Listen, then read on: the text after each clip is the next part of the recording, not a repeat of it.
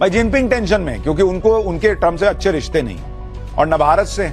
Jinping को पता है कि अब ये जोड़ी मिलकर उसे पानी पिलाएगी। ट्रम्प तो वो नेता हैं जिन्होंने अपने पिछले कार्यकाल में ही चीन के खिलाफ ट्रेड वॉर शुरू कर दिया था। चीन से आयात होने वाले सामानों पर भारी कस्टम ड्यूटी लगा दी थी। इससे अमेरिका में चीन का सामान बिकना मुश्किल हो गया था। चुनावी अभियान में ट्रम्प चीन के सामान पर 60% टैरिफ लगाने की बात ऑलरेडी कह चुके हैं, जबकि अन्य देशों पर यह टैरिफ 10% तक रहता है। चीन के नुकसान का सीधा फायदा भारत की कंपनियों को होगा।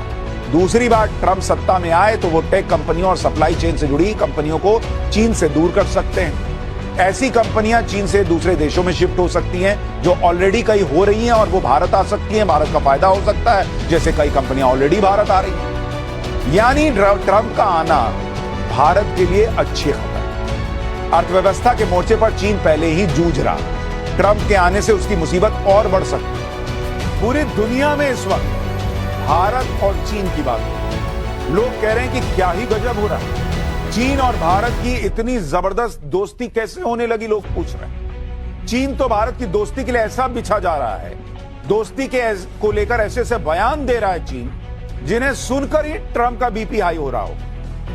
भारत और चीन की दोस्ती की सबसे बड़ी खबर तो आज आई है। खबर यह है कि भारत और चीन के बीच बॉर्डर पर व्यापार शुरू हो सकता है।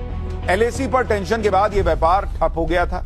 अब 5 साल बाद इसके फिर से तेजी पकड़ने की संभावना है। इसके लिए भारत और चीन के बीच बातचीत चल रही है। यह खबर डोनाल्ड ट्रंप के लिए एक बहुत बड़ा झटका है, क्योंकि ट्रंप इस वक्त ट्रेड को लेकर भारत और चीन दोनों से भिड़े हुए हैं। लेकिन ट्रंप को बहुत जल्दी ही समझ में आ जाएगा कि जो खेल ट्रंप ने शुरू किया उसे भारत और चीन मिलकर खत्म करने की कोशिश कर रहे हैं।